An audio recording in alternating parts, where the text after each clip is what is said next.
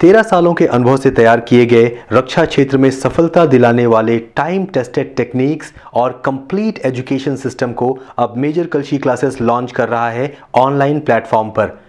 हर subject के expert teachers द्वारा complete syllabus के videos, chapter wise complete e notes, topic wise question bank, unit wise online tests, live classes sessions, up to date notifications, Major Kalshi online course. अगर आप भी रक्षा क्षेत्र में career बनाना चाहते हैं तो तुरंत रजिस्टर करें। विजिट करें www.majorkalshiclasses.com या कॉल करें 9696220022 या 9696330033। Good morning class to all of you.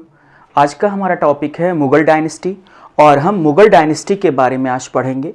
अगर मैं बात करूं मुगल डायनेस्टी का तो ये दो फेजेस में कैटेगराइज्ड है। एक तो ऐसे महान मुगल शासक जिनके पास पूरी पावर थी, कुछ ऐसे मुगल शासक भी हुए जिनके पास पूर्णतः पावर नहीं थी। अगर मैं बात करूं तो महान मुगल वंश का जो टाइम पीरियड होता है वो 1526 से 1707 ईस्वी तक था और इसके बाद जो डायनेस्टी आती है मुगल की वो 1707 से लेकर के 1947 तक, उसका टाइम पीरियड को कहा जाता है कठपुतली शासन, the time period of puppet nawabs. अगर दोस्तों मैं बात करूं मुगल डायनेस्टी की तो इसकी इजीएस्ट ट्रिक है और आसान सी भाषा में हम याद भी कर सकते हैं। हमने क्या किया, जितने भी रूलर्स थे सबके फर्स्ट कैपिटल लेटर्स ले लिए और फर्स्ट कैपिटल लेटर्स में अगर मैं बात करूं तो भाजसा निकल करके आता है।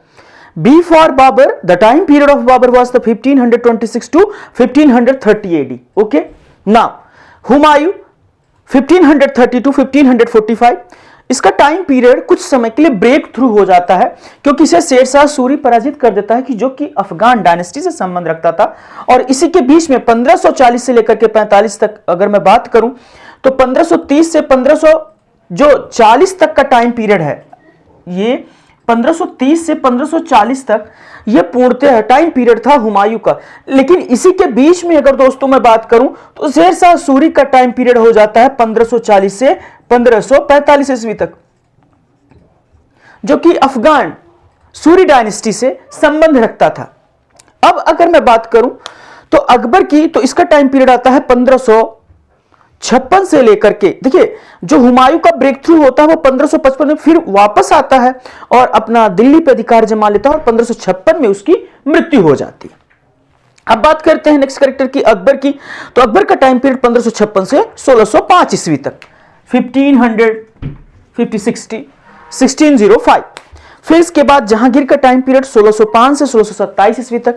इसके बाद शाहजहां का टाइम पीरियड 1627 से 1658 ईस्वी तक और औरंगजेब का टाइम पीरियड 1658 से 1707 ईस्वी तक। This is the brief introduction about the Mughal dynasty, Mughal वंश के महान शासकों के बारे में। और उसी के बीच में कुछ समय के लिए, लगभग मैं कहूं तो 5 सालों के लिए टाइम पीरियड आ जाता है शेरशाह सूरी का, और जो कि सूर डायनेस्टी से संबंध रखता है। तो उसका टाइम पीरियड था 1540 से 1545 और 1545 में उसकी मौत हो जाती। तो उस समय ऐसा कोई भी मुगल वंश का प्रॉपर शासक नहीं होता जो कि रूल कर सके। तो रिटर्न बैक आता है जब ईरान से 1555 की ईस्वी में और 1556 के बीच तक शासन करता है हुमायूं आपका। अब अगर मैं बात करूं बाबर के बारे में तो इसका टोटल टाइम पीरियड मात्र 4 वर्षों का था। अगर बात करूं शासन की दृष्टि से इंडिया में रूलिंग के टाइम पीरियड से 1526 से 1530 ईस्वी तक, और ऐसा माना जाता है कि इसी ने भारत में मुगल वंश की नींव रखी। अगर अब मैं बात करूं इसके पिता का, तो पिता जो थे उमर शेख मिर्जा जी थे और उमर शेख मिर्जा ट्रांसआसियाना में एक फरगना प्रांत के राजा हुआ करते थे। उनकी माता का नाम, बाबर की माता का नाम कुतलुग निगार, और एक तरीके से मैं बात करूं तो तैमूर लंग और चंगेज खां, इन दोनों का संबंध कहीं ना कहीं बाबर से था। तो पितृपक्ष से ऐसा माना जाता है कि यह तैमूर का 5वां वंशज था और मातृपक्ष से ऐसा माना जाता है कि चंगेज खां का यह 14वां वंशज था। इसलिए जो इसके वंश को कहा जाता है वो चगताई तुर्क कहा जाता है, चगताई तुर्क, क्योंकि दोनों का कंबाइंड इफेक्ट था। इसलिए इसके वंशज को, डायनेस्टी को कहा जाता है चगताई तुर्क वंश। अब अगर मैं बात करूं तो जो बाबर का जन्म हुआ था वो 14 फरवरी 1483 ईस्वी को हुआ था ट्रांसआक्सियाना के फरगना में। और वर्तमान समय की अगर मैं बात करूं तो जहां पे इसका जन्म हुआ था वो कौन सा देश है, उज्बेकिस्तान। ठीक है, नेक्स्ट अगर मैं बात करूं तो 1494 ईस्वी में इसके पिता की मृत्यु हो जाती है और यह राजगद्दी प्राप्त कर लेता है। कुछ समय के पश्चात इसे वहां पर फरगना प्रांत में शासन करने में दिक्कत आती है और वहां के कुछ राजाओं के द्वारा इसे भगा दिया जाता और भाग करके यह काबुल आ जाता है और 1504 ईस्वी में काबुल और 1506 ईस्वी में कांधार पर अधिकार कर लेता और यहीं पे इसकी इनिशियल मिलिट्री ट्रेनिंग होती है। शुरुआती सैनिक प्रशिक्षण यह यहीं पे प्राप्त करता है। सैनिक प्रशिक्षण प्राप्त करता है। अगर इसके बाद मैं बात करूं तो 1507 ईस्वी में यह अपने पैतृक उपाधि मिर्जा को त्याग कर बाबर बादशाह की उपाधि धारण कर लेता है। और इसी बीच के टाइम ऑफ इंटरवल की अगर मैं बात करूं तो इसी बीच के टाइम ऑफ इंटरवल में इसे लोधी डायनेस्टी के शासकों में कुछ गतिरोध होने की वजह से इसे बुलाया जाता है भारत में और राणा सांगा, दौलत खां और आलम खां मिलकर के बाबर को भारत में आक्रमण करने का इनविटेशन देते हैं। इस तरीके से अगर देखा जाए तो 1519 से लेकर के 1526 तक के बीच में यह भारत पर आक्रमण करता है और इसका पहला आक्रमण अगर माना जाए ऐतिहासिक दृष्टि से तो 1519 का भेरा का युद्ध कहा जाता है। भेरा का युद्ध जो वर्तमान समय में राजस्थान, भेरा नामक स्थान वर्तमान समय में राजस्थान में। इसका अगर प्रॉपर महत्वपूर्ण इसके द्वारा लड़े गए महत्वपूर्ण युद्धों की मैं बात करूं बाबर के, तो उसकी एक ट्रिक है क्लास, ये देखिए। इसके द्वारा लड़े गए महत्वपूर्ण युद्धों की अगर मैं बात करूं तो उसको याद करने की बेसिक ट्रिक है PKCG ना। और P for Panipat, K for Khanwa, C for Chanderi, G for Ghaghra. अगर मैं बात करूं दोस्तों तो P फॉर पानीपत और इसका टाइम पीरियड, यह जो युद्ध हुआ पानीपत का पहला युद्ध हुआ, यह हुआ 1526 ईस्वी में। खानवा का 1527 में, चंदेरी का 1529 में, घाघरा का 1530 में। देखो याद करने का ट्रिक PKCG, ये आपको कभी नहीं भूलेगा। जो पहला युद्ध था इसका 1519 में, भेरा का युद्ध वो भी आपको पता है। अब अगर मैं बात करूं तो पानीपत का युद्ध, और इसी युद्ध ने भारत में मुगलों की दिशा और दशा दोनों निर्धारित कर दी। और इस युद्ध में मैं बात करूं तो बाबर विजयी रहा और इब्राहिम लोदी हार गया ना। बाबर को विजय प्राप्त हुई और इब्राहिम लोदी युद्ध भूमि में मारा गया। दूसरा युद्ध खानवा का युद्ध हुआ और यह युद्ध हुआ राणा सांगा के बीच में, जिसमें फिर से बाबर विजयी रहा और राणा सांगा फिर से हार गए। ठीक। फिर अगर मैं बात करूं चंदेरी की, तो चंदेरी की युद्ध में भी बाबर विजयी रहा और यह युद्ध मेदिनी राय और बाबर के बीच में हुआ, जिसमें कि मेदिनी राय फिर से हार गया। मतलब एक तरीके से देखा जाए तो मैं देख पा रहा हूं यहां पे कि बाबर ने बैक टू बैक इन चारों युद्धों में विजय प्राप्त की। नेक्स्ट होता है घाघरा का युद्ध, और घाघरा में जो है बंगाल एवं बिहार के जो अफगान होते हैं वो कंबाइंड तरीके से लड़ते हैं बाबर से, और इस युद्ध में भी बाबर विजयी हो जाता है। तो एक तरीके से 1530 ईस्वी तक बात करी जाए तो 1526 से लेकर के 1530 ईस्वी तक कोई भी ऐसा व्यक्ति विशेष नहीं होता जो कि बाबर को किसी युद्ध में हरा पाए। देखिए खानवा का जो युद्ध था उसने राजपूत जो भारत में थी उनकी दशा को भी बयां कर दिया, क्योंकि पहली बार ऐसा हुआ था कि किसी राजदूत ने किसी इन्वेडर को इंडिया में बुलाया हो और उसने उसको इस युद्ध में हरा दिया हो। अगर मैं बात करता हूं तो कहीं न कहीं ये कहा भी जाता है कि इस युद्ध से इतनी शर्मिंदगी इन्हें महसूस हुई कि इन्होंने जहर खा करके आत्महत्या कर ली थी राणा सांगा ने। और इसी युद्ध में जिहाद शब्द का प्रयोग किया गया था। पहली बार बाबर ने अपनी सेना के लिए किया था। जिहाद का शाब्दिक अर्थ है दोस्तों धर्म युद्ध। वो आपके सिलेक्शंस के लिए कि हमें एनडीए सीडीएस में जाना है, वो भी आपका जिहाद हो सकता है। मतलब जो चीजें आप प्राप्त करना चाहते हो उसके लिए आपका एक युद्ध, उसे जिहाद कहा गया। चंदेरी का युद्ध 1529 ईस्वी में हुआ। मेदिनी राय एक तरीके से अफगानी सेना का नेतृत्व भी कर रहा था, कंबाइंड। फिर घाघरा का युद्ध किया जाता है और इन चारों युद्धों से यह रिजल्ट निकल करके आता है कि भारत में कोई हराने वाला नहीं होता। देखिए, बाबर ने पहली बार, अगर मैं बात करूं तोपों का प्रयोग, तो पहली बार वो लेकर के भेरे के युद्ध में भी आया था और बहुत आसानी से ये जीत गया था भेरा का युद्ध। और इसके तोपचियों की अगर मैं बात करूं तो मुस्तफा और उस्ताद अहमद इसके दो प्रमुख तोपची थे, जो कि काफी इंपॉर्टेंट है ना। इसको लिख लीजिएगा, उस्ताद अहमद और मुस्तफा। ठीक, अब अगर फर्दर मैं दोस्तों बात करूं तो यह पत्र लिखने का शौकीन था बाबर, और पत्रों के इसके कलेक्शन को कहा जाता था रिसाल ए उसज। और इसने अपनी आत्मकथा, बाबर ने अपनी आत्मकथा मुबाय्यान, अगर ये कहा जाए कि भाई इसकी कविता लिखने की शैली क्या थी, कविता लिखने की शैली को इसको कहा जाता था मुबाय्यान। ये कविताएं लिखने और पढ़ने का शौकीन था, तो इसकी जो शैली थी वो कौन सी थी, मुबाय्यान। अब बात करते हैं इसकी आत्मकथा की। जो बाबर की आत्मकथा थी उसे तुजुक ए बाबरी के नाम से जाना जाता था, जो कि इनिशियल मूलतः भाषा में तुर्की में लिखी गई थी। इसके बाद इसका इंग्लिश में अनुवाद किया गया ना, और फारसी में भी अनुवाद किया गया। इसका फारसी में अनुवाद किया था अब्दुल रहीम खान खाना ने, और प्यादा खां के साथ मिलकर के। इसका इंग्लिश में ट्रांसलेशन किया गया, इसे इंग्लिश में लिखा गया, श्रीमती बेवरीज ने लिखा।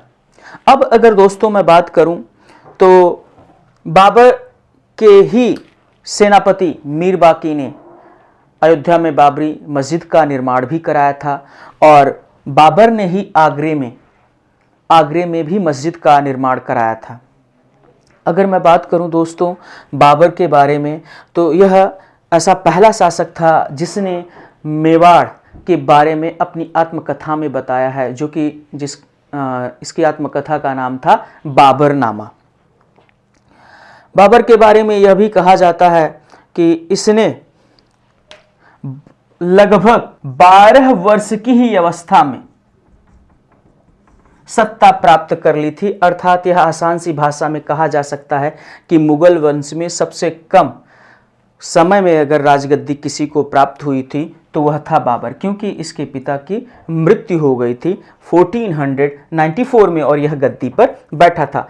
इसकी उस समय उम्र मात्र 11 वर्ष कुछ महीने रही होगी, तो लगभग मैंने अप्रोक्सीमेशन में ले लिया है 12 वर्ष। ठीक है दोस्तों, मुगल डायनेस्टी में अगर बात की जाए तो इसको काफी उपाधियां भी दी गई, और इसके दानी स्वभाव होने के कारण बाबर को कलंदर की भी उपाधि दी गई थी, कलंदर। और जैसा कि मैंने आपको बता ही दिया कि भाई बाबर ने बाबर मिर्जा की उपाधि छोड़ करके बाबर बादशाह की उपाधि धारण कर ली थी। आइए क्लास अपने अगले कैरेक्टर के बारे में देखते हैं, हुमायूं। तो इसके टाइम पीरियड की अगर मैं बात करूं कि 1530 से 1540 ईस्वी तक, और ब्रेक हो गया लगभग अगर मैं बात करूं तो 15 वर्षों तक, और 1555 से लेकर के 1556 ईस्वी के बीच में इसका टाइम पीरियड राजा रहा। अगर मैं हुमायूं की बात करूं तो इसने अपने पिता के कथन के अनुसार अपने साम्राज्य का बंटवारा अपने सगे 3 भाइयों में, और एक इसका भाई सुलेमान मिर्जा, चचेरा जो भाई था सुलेमान मिर्जा, उसमें भी इसने बंटवारा किया था अपने साम्राज्य का। सुलेमान मिर्जा को इसने मध्य एशिया का भाग दिया था, सेंट्रल एशिया का।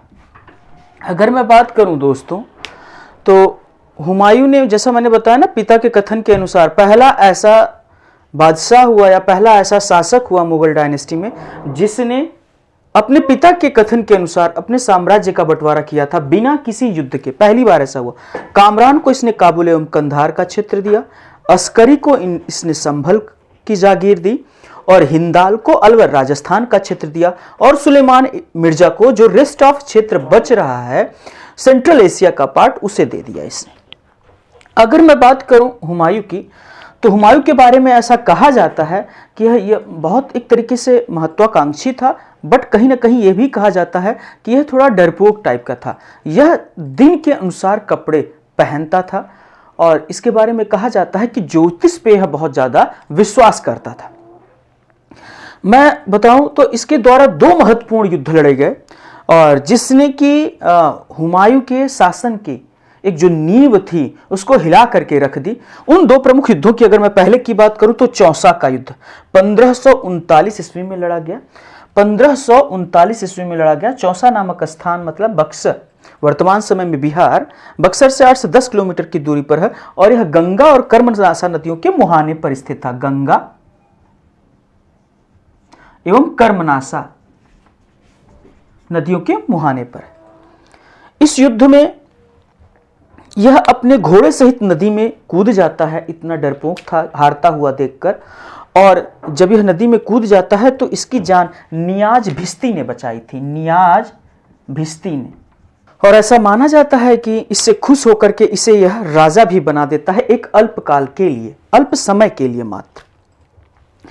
इस युद्ध की वजह से इसकी जो एक तरीके से व्यवस्था थी वो काफ़ी गड़बड़ हो गई और इसे टाइम नहीं मिला अपनी सेना को रीऑर्गेनाइज करने का। दोबारा शेर शाह सूरी के बीच में, जो शेर शाह सूरी उस समय एक उभरता हुआ सितारा था और उसने कहीं ना कहीं हुमायूं के जो विजय अभियान को था उसको रोक भी दिया था, ब्रेक कर दिया। बिलग्राम का युद्ध या कन्नौज का युद्ध 1540 ईस्वी में हुआ। इस युद्ध में भी शेर शाह सूरी ने हुमायूं को बुरी तरीके से पराजित किया। अब जब हुमायूं दो युद्धों में बैक टू बैक बुरी तरीके से पराजित हुआ तो उसके पास कोई ऑप्शंस नहीं बचा। तो 1541 ईस्वी में उसने हमीदा बानो बेगम से विवाह कर लिया 1541 में। और 1542 ईस्वी में ही अकबर का जन्म हुआ था सिंध के राजा वीर साल के यहाँ, जो कि राजपूत राजा थे। ठीक है। और 1543 जब अकबर का जन्म हो गया तो 1543 ईस्वी में ईरान के राजा तहमास्क के पास यह पहुंचा और वहां पर इसने आर्थिक और एक तरीके से राजनैतिक मदद की मांग की। राजा ने भाई इसके सामने प्रस्ताव रखा कि अपना जो रिलीजन है वो थोड़ा चेंज करना पड़ेगा और ईरान के अनुसार, यानी हमारे अनुसार आपको हमारे रिलीजन को अडॉप्ट करना पड़ेगा। उसने, हुमायूं ने हालांकि ऐसा किया भी। और इसके बाद जब इसे आर्थिक मदद मिल जाती है, इसी बीच में इसे यह भी पता चलता है कि जो सूर डायनेस्टी के शासक हैं, सूर डायनेस्टी के शासक इट मीन्स अगर मैं बात करूं तो शेर शाह सूरी, उसकी मृत्यु हो जाती है 1545 में। और सूर वंश का कोई प्रॉपर शासक ऐसा नहीं है कि जो दिल्ली में मुझे रोक पाएगा। 23 जुलाई 1555 ईस्वी में सरहिंद का युद्ध होता है और यह युद्ध जीत जाता है। इससे पहले एक मच्छीवाड़ा का भी युद्ध होता है जिसे यह आसानी से जीत लेता है। इन दोनों युद्धों के बाद, जीतने के बाद, यह कहीं ना कहीं दिल्ली में या मुगल सल्तनत को पुनः स्थापित करने का प्रयास करता है अच्छे तरीके से। और 24 जनवरी 1556 ईस्वी को शेर मंडल की सीढ़ियों से गिर करके इसकी मृत्यु हो जाती है। और इसके बारे में यह कहा जाता है यह अफीम का सेवन अत्यधिक करता था, अफीम का सेवन अत्यधिक करता था। हुमायूं का शाब्दिक अर्थ होता है भाग्यशाली ना। और अबुल फजल ने हुमायूं को इंसान एक कामिल की उपाधि भी दी थी। हुमायूं के बारे में यह कहा जाता है कि दिल्ली में मीना बाजार की शुरुआत भी इसी ने की थी। और हुमायूं की जो आत्मकथा है, देखिए मुगलों की अगर मैं बात करूं तो ऐसा कहा जाता है कि बाबर और जहांगीर ने ही अपनी आत्मकथा लिखी है और सारे जितने भी मुगल शासक हुए सब ने अपनी आत्मकथा को किसी दूसरे से लिखवाया है। तो अगर मैं बात करूं तो हुमायूं की भी आत्मकथा गुलबदन बेगम ने लिखी थी, जो कि इसकी चचेरी बहन लगती थी। गुलबदन बेगम ने लिखी थी जिसको कहा जाता था हुमायूं नामा। हुमायूं नामा, इसकी आत्मकथा का क्या नाम है भैया? हुमायूं नामा। ठीक है। अगर मैं बात करूं इसके बारे में तो इसका मकबरा इसकी मृत्यु के लगभग 9 साल बाद बनवाया गया। और इसके मकबरे की जो बनवाने की शुरुआत हुई 1565 ईस्वी में हुई। इसके मकबरे को बनवाने की जो शुरुआत हुई वह 1565 ईस्वी में हुई और जो इसके मकबरे की समाप्ति हुई वो 1572 ईस्वी में हुई।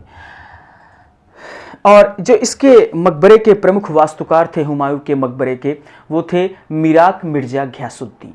ठीक है। अगर दोस्तों मैं बात करूं तो इसका जो मकबरा बना है वो 4 बाग शैली के अंतर्गत बना है, 4 बाग शैली के अंतर्गत बना है। इकलौता हुमायूं का मकबरा ऐसा है जिसमें सर्वाधिक मुगल शासकों को दफनाया गया, सर्वाधिक। और यह भी कहा जाता है कि इसी मकबरे के पास बहादुर शाह जफर साहब को स्वतंत्रता की क्रांति के समय जब नजरबंद किया गया था तो यहीं पे रखा गया था। इसके मकबरे के बारे में ये कहा जाता है कि इसके मकबरे को बनवाने का जो आदेश दिया था वो हमीदा बानो बेगम ने दिया था। ठीक है। This is the brief introduction about the Humayun. Humayun के बारे में कहा जाता था कि यह काफ़ी डरपोक स्वभाव का था और यह युद्ध की गतिविधि को देख करके यह भांप लेता है कि इस युद्ध में मेरी हार होगी या जीत, उसके अनुसार अपनी यह रणनीति को बदल लेता था। अब आइए दोस्तों आगे नेक्स्ट टॉपिक की बात करते हैं। तो नेक्स्ट टॉपिक है हमारा Jahangir. Thank you so much. 13 सालों के अनुभव से तैयार किए गए रक्षा क्षेत्र में सफलता दिलाने वाले टाइम टेस्टेड टेक्निक्स और कंप्लीट एजुकेशन सिस्टम को अब मेजर कलशी क्लासेस लॉन्च कर रहा है ऑनलाइन प्लेटफॉर्म पर। हर सब्जेक्ट के एक्सपर्ट टीचर्स द्वारा कंप्लीट सिलेबस के videos, chapter wise complete e notes, topic wise question bank, unit wise online tests, live classes sessions, up to date notifications, Major Kalshi online course. अगर आप भी रक्षा क्षेत्र में करियर बनाना चाहते हैं तो तुरंत रजिस्टर करें। विजिट करें www.majorkalshiclasses.com या कॉल करें 9696220022 या 9696330033।